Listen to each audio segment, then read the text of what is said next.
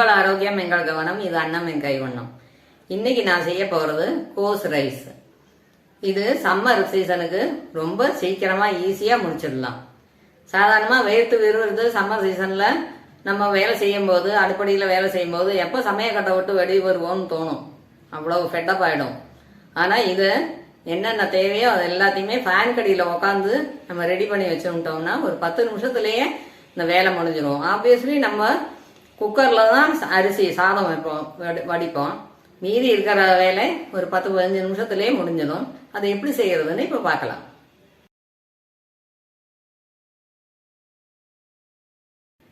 $150 gram அரிசி, 1/4 spoon உப்பு, 1/4 spoon மஞ்சப்பொடி போட்டு உதிரா வடிச்சு வச்சிருக்கேன். 300 கிராம் கோஸ் இந்த மாதிரி பொடி பொடியா நறுக்கி வச்சிருக்கேன். இதை தவிர ரெடியா வச்சுக்க வேண்டியது 1 கப்பு தேங்காய் துருவல், 1 ஸ்பூன் உளுத்தம்பருப்பு, 1 ஸ்பூன் கடலைப்பருப்பு, 2 பச்சை மிளகாய் சின்ன சின்னதா நறுக்கி வச்சிருக்கேன். ஹோம்மேட் பூண்டு இஞ்சி பேஸ்ட். பூண்டு பிடிக்காதவா இஞ்சி பேஸ்ட் மட்டும் போட்டுக்கலாம். கருவேப்பிலை, நல்லெண்ணெய், கடுகு, தேவையான உப்பு, 1 ஸ்பூன் மஞ்சத்தூள். அடுப்பில் வாணாய் வச்சு நல்லா ஒரு கரண்டி எண்ணெய் விட்டுக்கணும். 2 ஸ்பூன் கடுகு போடுறேன். வடிக்கட்டு. கடுகு வடிச்சாச்சு. கடலை பருப்பு முதல்ல போட்டுக்கலாம்.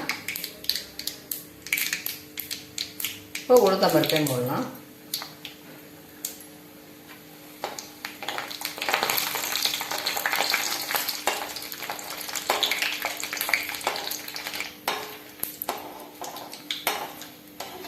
இப்போ பச்சை மிளகாய் போடுறதுக்கு முன்னால அடுப்பை கொஞ்சம் ஆஃப் பண்ணி ஆவி போகட்டும். இப்போ நல்லா செவந்து எடுத்து பச்சை மிளகாயை போடலாம். ஆவி போயிடுத்து கொஞ்சம் பச்சை மிளகாயை போடலாம்.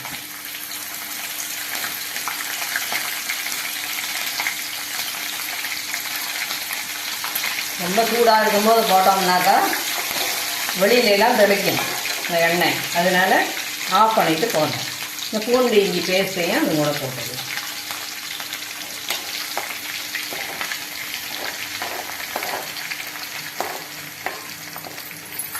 கொஞ்சம் ஃப்ரையை எடுத்து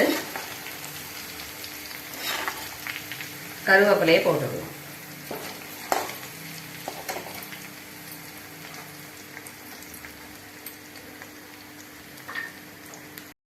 இப்போ அடுப்பை திரும்பவும் பற்ற வச்சுக்கணும். நறுக்கி வச்ச கோஸை இது கூட போட்டுடணும்.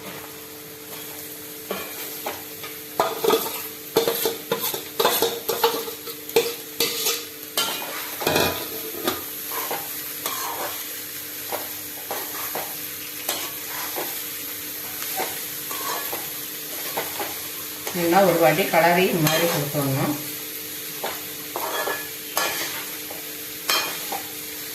அடுப்பை மீடியம் ஃப்ளேமில் தான் வச்சுருக்கேன்.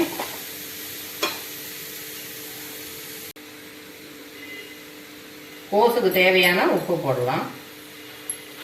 1 ஸ்பூன் மஞ்சத்தூள் போட்டு நல்லா கலரி கொடுக்கணும்.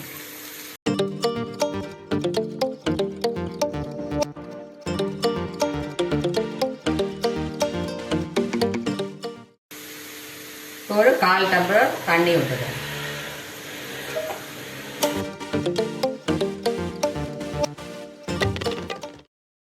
இப்போ நல்லா வேகணும்.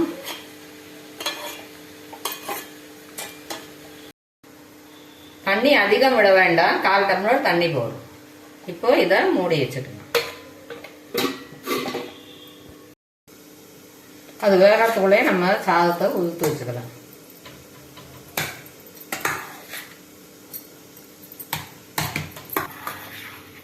இதை உதிரா வடிக்கிறது தான் அந்த காலத்தில் உரப்பா வடிக்கணும் அப்படின்னு சொல்லுவா. இப்போ அந்த பேச்சு வழக்கெல்லாம் போயிடுத்து.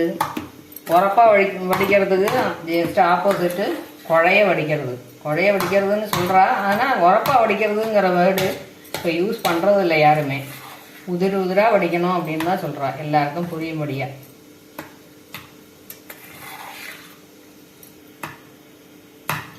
உரப்பானாக்கா சில பேர் காரமாக வடிக்கிறது அப்படின்னு நினச்சிப்பா, காரம் பொடி போட்டு வடிக்கிறதுன்னு.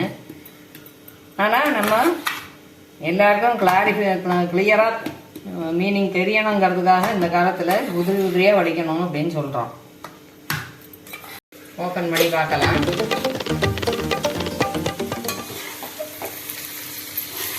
சூப்பராக வெந்துடுது.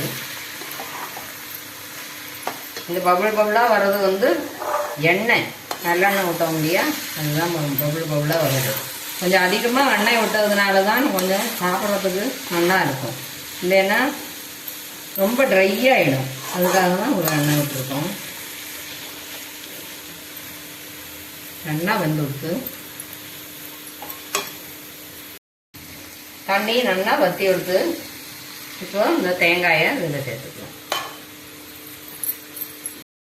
இந்த ஒரு வாட்டி இப்படி கலரி விட்டுறலாம்.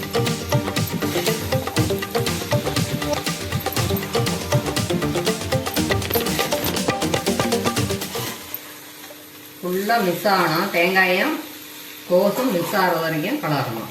தலைகீழாக கலர்றதுன்னு சொல்லுவாள் நம்ம பாட்டியெல்லாம். அந்த மாதிரி தான் சொல்லுவாள்.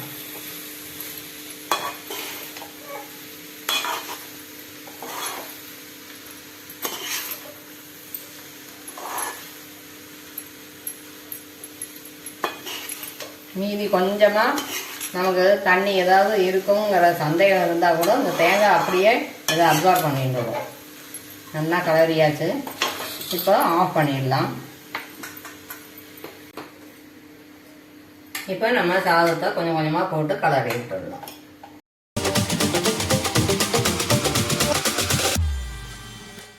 நான் சொன்ன அளவு ஒரு 4 பேருக்கு கரெக்டாக இருக்கும்.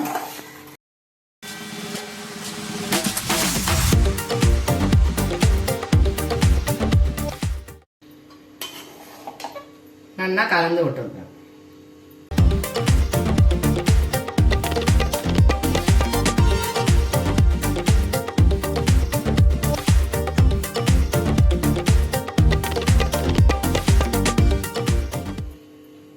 இதே கொஞ்சம் ரிச்சாக பண்ணணும்னாக்கா, நம்ம விசேஷத்துக்கு எதுக்காவது ஒரு டிஷ்ஷாக பண்ணுறதானாக்கா நம்ம கொஞ்சம் முந்திரி பருப்பை தாளிக்கும் போது கொஞ்சம் முந்திரி பருப்பு கூட சேர்த்து தாளிக்கலாம். ரொம்ப நல்லா இருக்கும் டேஸ்ட். முந்திரி பருப்புக்கு பதிலாக வேர்க்கடலை கூட போடலாம். எல்லாம் நம்ம இமேஜினேஷன் தான். எது வேணாலும் போட்டுக்கலாம்.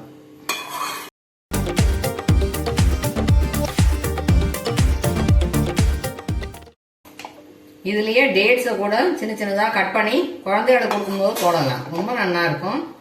விரும்பி சாப்பிடுவா குழந்தைகள்.